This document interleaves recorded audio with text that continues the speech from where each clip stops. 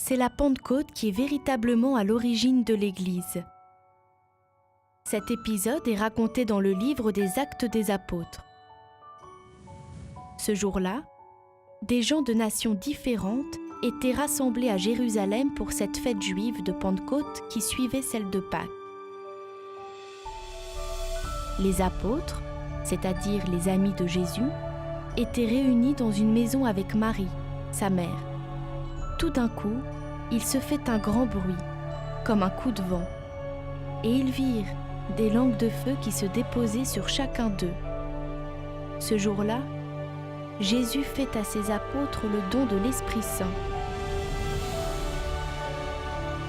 Remplis de cet esprit, ils se mettent à parler dans toutes les langues des merveilles de Dieu et tout le monde les comprenait.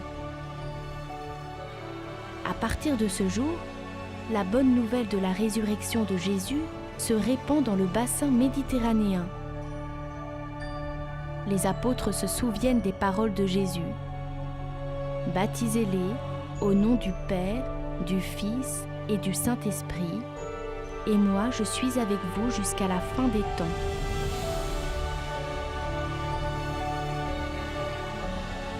Les nouveaux convertis se rassemblent en petites communautés qui forment une église.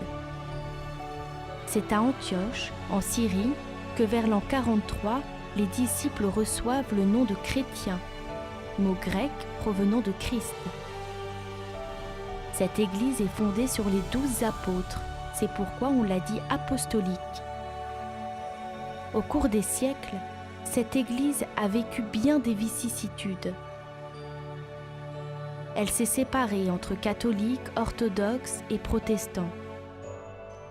Chacun a ses particularités, mais tous restent attachés à ce socle commun, les évangiles et la personne de Jésus ressuscité.